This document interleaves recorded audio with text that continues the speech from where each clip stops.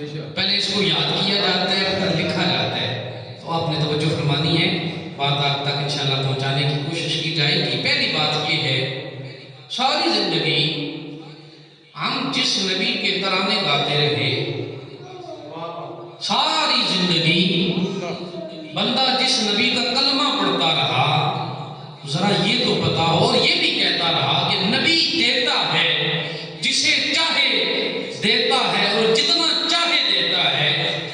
ذرا پتا تو کریں رب نے اس نبی کو کتنا عطا کیا ہے. تو یہ بھی تو پتا ہونا چاہیے نا کہ جو نبی لجپال اتنا کہ لجپالی کی کوئی حد ہی نہیں ہے، کریم اتنا کریمی کی حد ہی نہیں ہے. اور ذرا پتا تو کریں کہ اس مصطفیٰ کریم کو رب العالمین نے عطا کتنا کیا ہے. تو آپ نے توجہ فرمانی ہے، اللہ قرآن میں فرماتا ہے اِنَّا أَعْطَيْنَاكَ الْكَوْثَرَ. یہ تین لفظ اِنَّا أَعْطَيْنَاكَ الْكَوْثَرَ، تینوں کی میں قرآن کی روح سے آپ تک بات پہنچانے کی کوشش کروں گا بلا تمہید و تمدد. آپ نے توجہ کرنی ہے، لفظ آیا ہے اِنَّا. اِنَّا کا معنی بنتا ہے ہم نے آپ کو عطا کیا، ہم نے آپ کو عطا کیا. اب عطا کرنے والی ذات کس کی ہے جی؟ اللہ کی ہے. اللہ ایک ہے یا دو ہے یا تین ہے؟ اللہ ایک ہی ہے. تو رب فرماتا انی آتیتک الکوثر، محبوبہ میں تجھے کوثر دے رہا ہوں.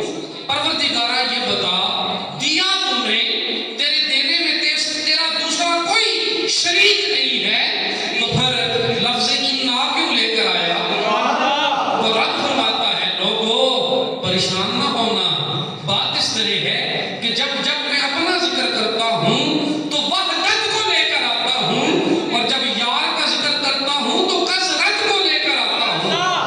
اور لفظ انا اس لیے استعمال کیا ہے کہ جب میں اپنے یار کو عطا کر رہا تھا، دیکھیے گا توجہ کیجیے گا، جب میں اپنے یار کو عطا کر رہا تھا، میرے عطا کرنے پر میں راضی تھا، لینے پر میرا یار راضی تھا، اور میرے دینے پہ یار کے لینے پہ کل کائنات راضی تھی. اس لیے لفظ لے کر آیا انا. پتا چلا جب رب العالمین نے حضور کو عطا کیا، رب بھی راضی، مصطفیٰ بھی راضی، اور کل کائنات بھی راضی. آگے جو لفظ استعمال ہوا ہے نا آتینا، بڑے خوبصورت باتیں ہیں اس کے اندر، آپ نے توجہ کرنی ہے. لفظ آیا ہے آتینا. قرآن پاک کا اگر مطالعہ کیا جائے نا تو قرآن پاک میں ہمیں ایک لفظ ملتا ہے آتینا، تا کے ساتھ. آتینا ایک تا کے ساتھ ہے اور ایک دعا کے ساتھ ہے. رب العالمین یہ بتا جب تو نے ہمیں عطا کیا تو فرمایا آتینا، اور جب یار کو عطا کیا تو پھر آتینا کیوں استعمال کیا؟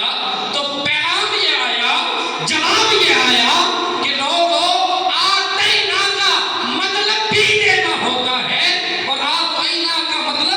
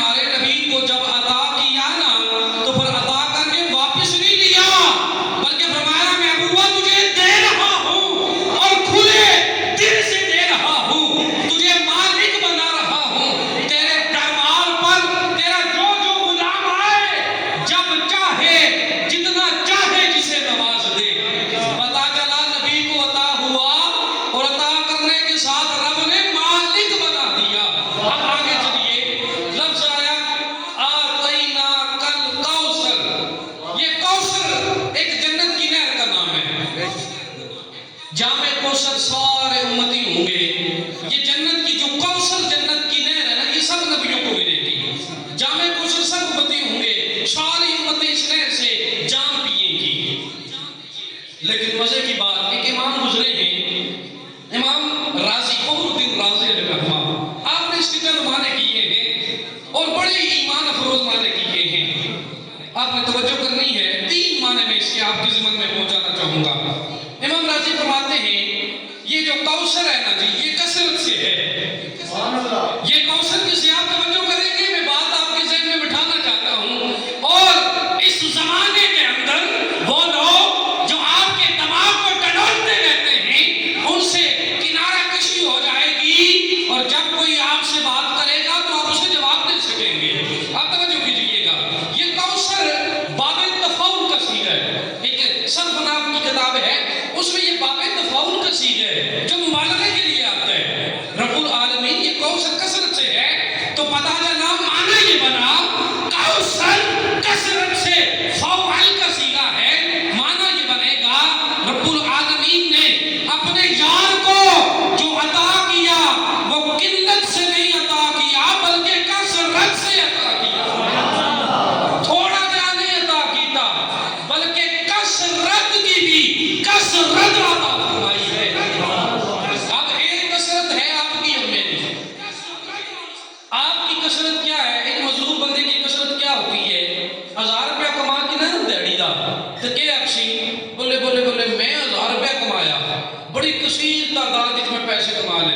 اے ہن ساڈی کثرت کیا اس مسجد دی اے جڑے بندے بیٹھے ہیں نا اسی اے بھی کثرت ہے ساڈی جی. کثیر تعداد میں حضور کے غلام موجود ہیں. اللہ اور برکتیں ڈالے گا. تھوڑے جو اتنے چلے جاؤ امیراں دی گل کرو تے گل 50,000 لاکھ تک چلی جاندی ہے. انہاں دی کثرت اتنی ہے تے تھوڑے جے اور اتنے چلے جاؤ MNA MPA تے 10 15 20 50 لاکھ تک گل چلی جاندی ہے. تے جے اور اتنے تکو تے گل کروڑاں چلی جانی تے اے تھوڑا جا پہلے تکو اے انگلینڈ ہو گیا امریکہ ہو گیا تے گل پاؤنڈ چلی جانی ہیں تے ریال دی گل چلی جانی.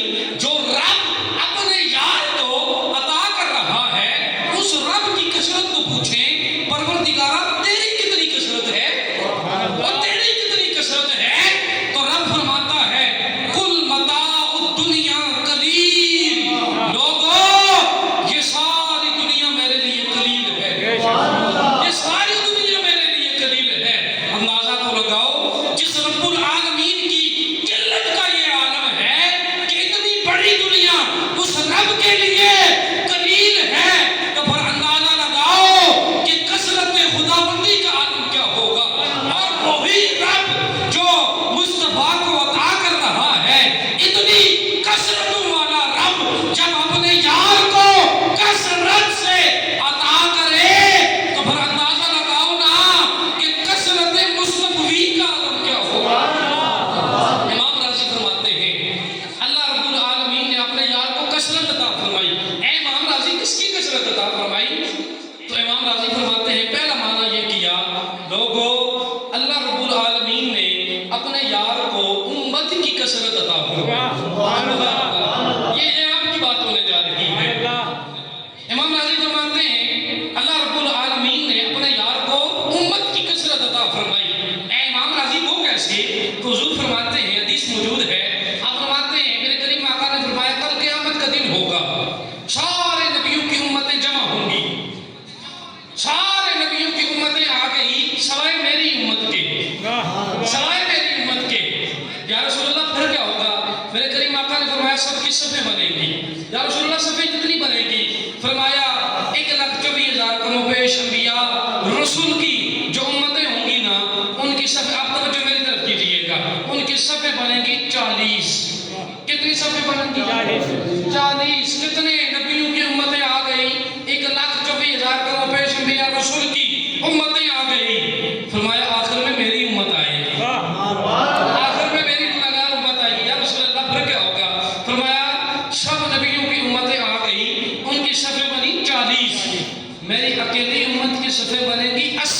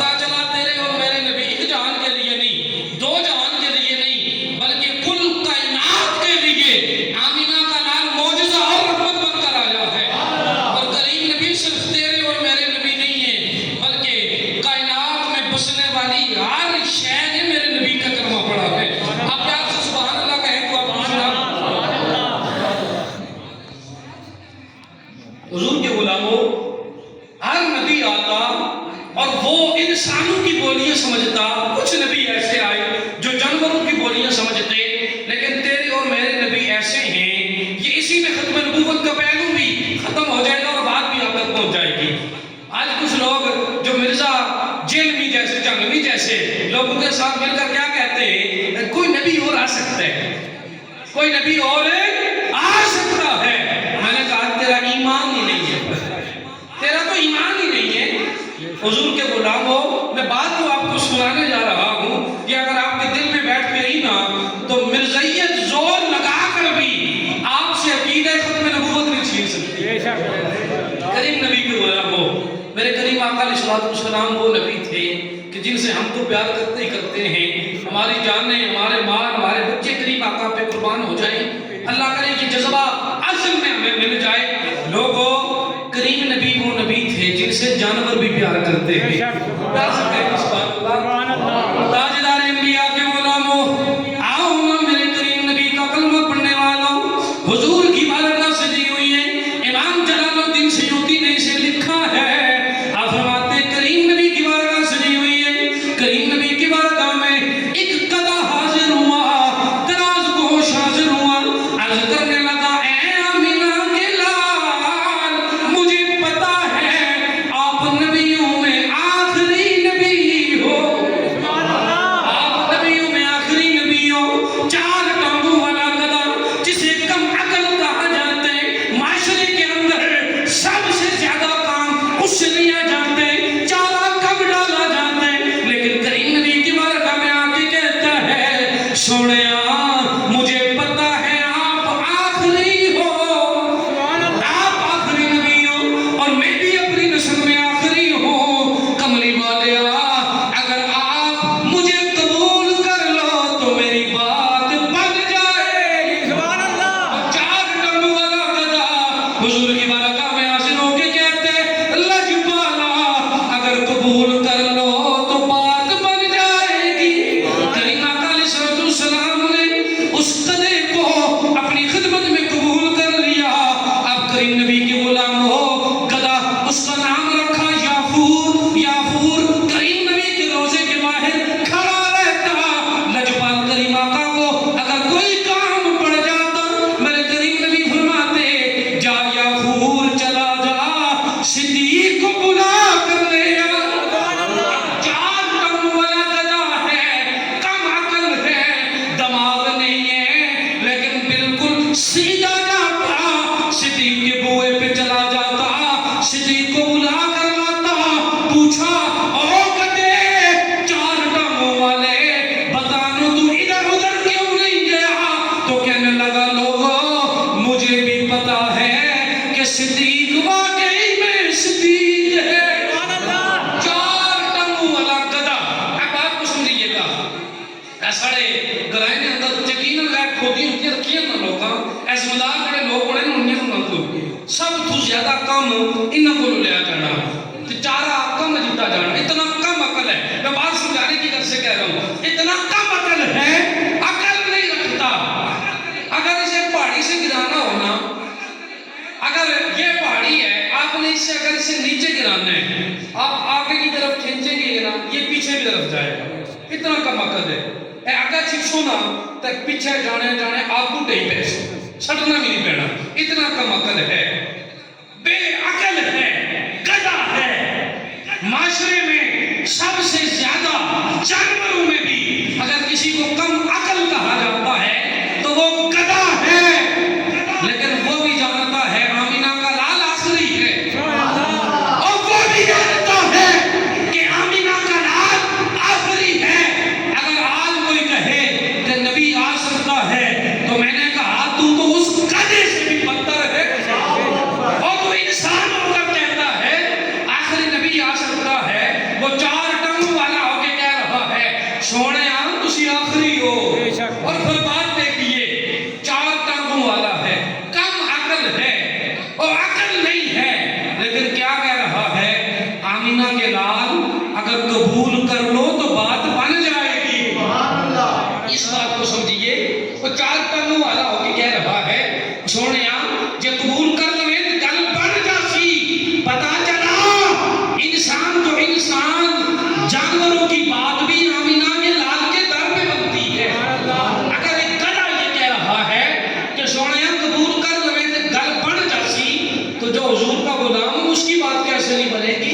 اس لیے میرے کریم نبی کے غلاموں، آج کے دور میں نے پہلے عرض کیا تھا کہ آپ کو حضور سے دور کرنے کے بڑے بڑے طریقے دائت کیے جاتے ہیں، کبھی ختم نبوت پہ ڈاکہ ڈال کر، اور کبھی اس مائک کو، اس سپیکر کو حکومتی سطح پہ بند کر کر ہمیں کہا جاتا ہے کہ آپ تبلیغ نہیں کر سکتے۔ کیا ہمیں بیٹھ کے کسی کو گالی دیتے؟ اور یہ کون سی بات ہوتی ہے ایسی ممبر ہو محراب میں بیٹھ کر جسے بلند نہیں کہا جا سکتا؟ رب کا قرآن کہتا ہے الا بذکر اللہ تطمئن القلوب، لوگوں اللہ کا ذکر دلوں کو سکون دیتا ہے۔ تو اگر یہ اللہ کا ذکر سنتے کسی کو تکلیف پہنچے یا اگر کوئی بیمار ہے تو اس کی بیماری میں اللہ کا ذکر سن کر اضافہ ہو جائے تو میں یہ کہنا چاہتا ہوں وہ مرتد ضرور ہو سکتا ہے، مومن نہیں ہو سکتا۔ وہ مومن تو وہ ہوتا ہے جو بیماری کے عالم میں قریب الموت ہو، اللہ کا ذکر کیا جائے تو اس کا چہرہ نکھر پڑتا ہے۔ کریم نبی علیہ السلام کے علماء، یہ کون سی بات ہے؟ ہاں یہ ضرور ہے کہ بلا ضرورت اس آواز کو بلند نہ کیا جائے، معاشرے کا خیال رکھا جائے، معاشرے کا خیال رکھا جائے، لیکن اللہ کا ذکر تا قیامت بلند ہوتا رہے گا اور لنکے کی چوٹ پہ بلند ہوتا رہے گا۔ تو یہ کون سی بات ہوئی؟ ہم تو یہ کہتے ہیں اللہ کا ذکر بیماروں کے لیے شفا ہے، اور یہ اللہ کا ذکر سن کر بڑے بڑے بیماروں کو شفا ملتی ہے، لیکن دل میں ایمان ہو تو تب ملتی ہے۔ دل میں بے ایمانی ہو تو پھر اللہ کا ذکر کیا جائے یا دن رات قرآن پڑھا جائے ان پہ کوئی طاری نہیں ہوتا۔ اس لیے آپ نے بالکل تندرست ہو کر رہنا ہے۔ اس دور میں بڑے بڑے یہ قرب قیامت کی نشانیاں ہیں کہ لوگوں کو دین سے دور کرنے کے لیے بڑے بڑے طریقے رائج کیے جائیں گے۔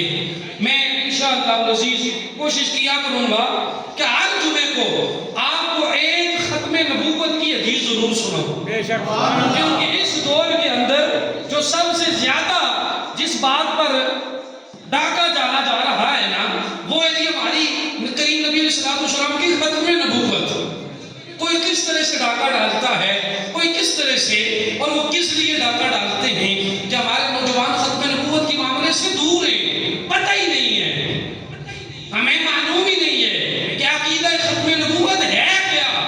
تمام علماء فکر کا اور تمام مسالک کا یہ جو معاملہ ہے ختم نبوت، اس میں تمام کا اجماع ہے، اس میں کوئی فرقہ بازی نہیں ہے۔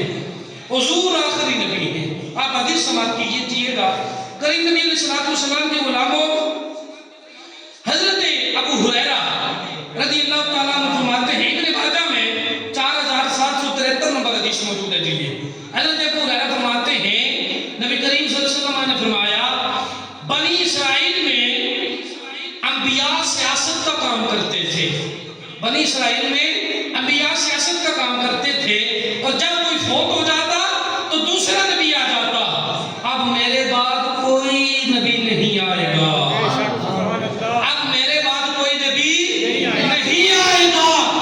فرمایا میں تمہارے درمیان دو چیزیں چھوڑ کر جا رہا ہوں، ایک قرآن اور ایک میری اہل بیت اطہار، اسے مضبوطی سے تھامے رکھنا، کامیابی پا جاؤ گے۔ کریم نبی علیہ السلام کے غلاموں، دوسری حدیث سنیے گا، بخاری اور مسلم میں یہ حدیث موجود ہے، حضرت ابو ہریرہ سے روایت ہے، آپ بھی روایت کرتے ہیں۔ فرمایا رسول اللہ صلی اللہ علیہ وسلم نے میری اور مجھ سے پہلے انبیاء کی مثال ایسی ہے کہ جس کسی نے خوبصورت گھر بنایا، آپ توجہ کریں گے تو آپ کو یہ بات سمجھ آئے گی۔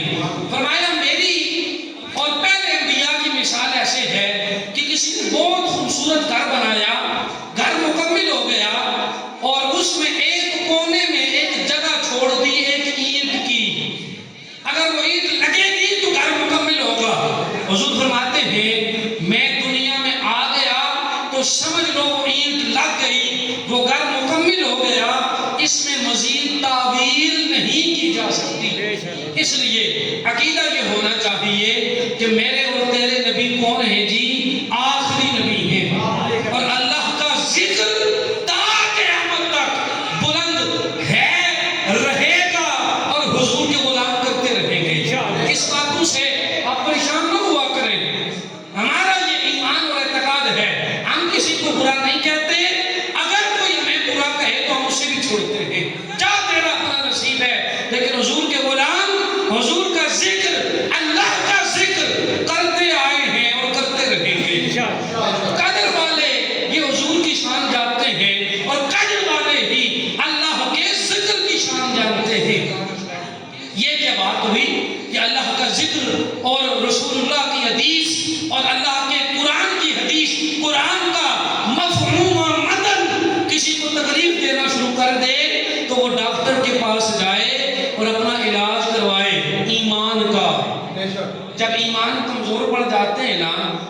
حدیثیں بھی چبن دیتی ہیں، پھر اللہ کا قرآن بھی چبنا شروع ہو جاتا ہے، پھر حضور کی قدر نہیں رہتی، پھر دین کی قدر نہیں رہتی۔ اس لیے میاں محمد بخش عارف کھڑی نے فرمایا تھا نا کہ قدر نبی دا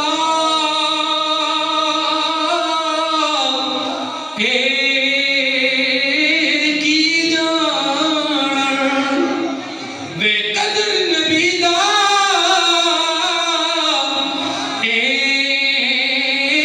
کی جان وے دنیا دار کمینے وے قدر نبی دا جان والے تے سو گئے وچ مدینے۔ حضور کا قدر وہی بندہ جان سکتا ہے جو اندر سے بھی حضور کا ہو اور باہر سے بھی حضور کا ہو۔ کریم نبی کے غلاموں، یہ دنیا گزر جائے گی، پھر آخر میں ایک اندھیری رات، ایک اندھیری کوٹھڑی آئے گی۔ اس کوٹھڑی میں اگر آپ کو کام آنے والی کوئی ذات ہے تو وہ آمینہ کے لال کی ذات ہے، وہ گنبد خضرا کی ذات ہے۔ لوگ آج بتاتے ہیں نا کہ قبر بڑی اندھیری ہے، میں نے کہا یہ اس کے لیے اندھیری ہے جو حضور سے دور ہو، جو حضور کا ہو جائے وہ کوٹھڑی کالی اندھیری رات بھی روشن ہو جاتی ہے، کیونکہ حضور میاں محمد بخش فرماتے ہیں کہ لوگ مینوں آن ڈرایا وے رات قبر دی کالی، اور لوگ مینوں آن ڈرایا کہ رات قبر دی کالی، پر میں سنیا اوتھے آنے آنا۔ ہائے ہائے ہائے، وہ جب آئیں گے تو پھر سما بدل جائے گا۔ اور میں سنیا اوتھے آنے آنا جدے مونڈے کملی کالی۔ وہ اندھیری رات بدل جائے گی، وہ سما بدل جائے گا، اس غلام کا سما بدل جائے گا جو دنیا میں رسول اللہ کے نعرے لگایا کرتا تھا، جو دنیا میں اللہ کا ذکر سن کر دل کو اطمینان پہنچایا کرتا تھا، جو ختم نبوت کا نعرہ لگا کر بوڑھا تھا تو جوان ہو جایا کرتا تھا۔ لوگوں، وہ قبر میں جائے گا تو پھر رات کالی نہیں ہوگی بلکہ اندھیری رات روشنی میں تبدیل ہو جائے گی۔ ارے وہ سامان کیسا ہوگا جب میرے مصطفیٰ کریم غلام کی قبر میں آئیں گے، فرشتے پوچھیں گے مان ربو کا، کہے گا ربی اللہ، پوچھیں گے ما دینو کا، کہے گا دینی الاسلام، پوچھیں گے ما کنت تقول فی آسیہ الرجل، تو مصطفیٰ فرمائیں گے فرشتوں اس سے نہ پوچھو، یہ ہمیں جانتا ہے اور ہم اسے جانتے ہیں۔ اور یاد رکھیے گا یہ جو تیسرا سوال ہے نا، تیسرا سوال، یہ آخری بات کر رہا ہوں۔ بخاری کا نام سب نے سنا ہے؟ کیونکہ اکثر گمراہ کرنے کے لیے یہی کہا جاتا ہے کہ حدیث بخاری میں لکھی ہوئی، یہ حدیث بخاری میں لکھی ہوئی ہے جی۔ اگلے بندے کو پتہ ہی نہیں ہے بخاری کیا ہے، اور جو کہہ رہا ہے اسے بھی نہیں پتا ہوتا بخاری کیا ہے، اور بخاری ایسی سمجھ نہیں آتی۔ میں نے کہا دل میں ہو دل میں رکھ کر بےمانی جو پڑھے بخاری، آئے اسے بخار لیکن نہ آئے بخاری، دل اس بےمانی ہوئے تو پھر بخاری کیا رب کا قرآن بھی پڑھا جائے تو سمجھ نہیں آتی۔ دل میں عشق مصطفیٰ ہو پھر قرآن پڑھے یا کوئی بخاری پڑھے دیوانے سمجھ جاتے ہیں لوگوں۔ امام بخاری علیہ رحمہ نے پہلا سوال مان ربو کا نہیں لکھا، ما دینو کا نہیں لکھا، بخاری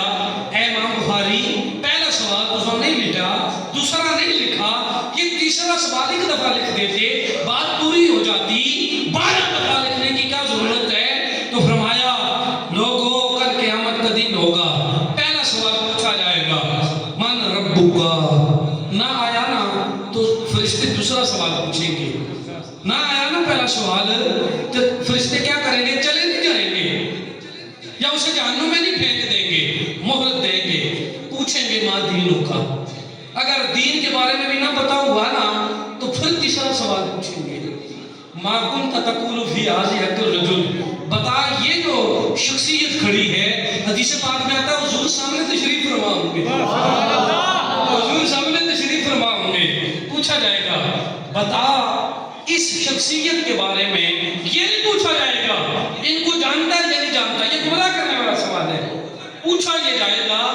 بتا یہ جو شخصیت سامنے کھڑی ہے دنیا میں رہ کر ان کے بارے میں تو کیا کہا کرتا تھا؟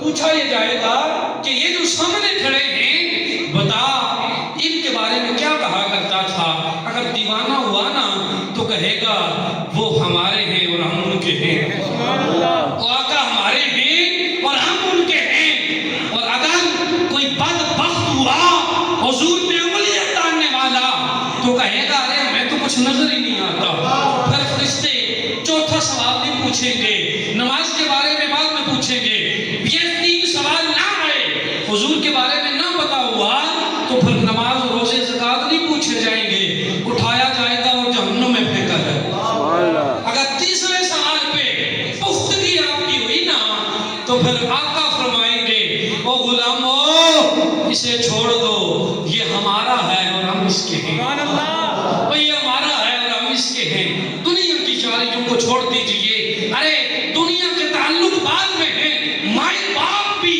بعد میں ہیں، پہلے جو ذات ہے وہ اللہ کی ہے اور رسول اللہ کی ہے۔ میں آخر پہ اگر آپ کہیں تو چند مصرے آپ تک پہنچا دوں، نوجوان جو ہے بیٹھے ہیں اگر آپ کہیں تو آپ تک پہنچا دوں، اگر پیار سے سبحان اللہ کہیں تو اور مزہ آتا ہے۔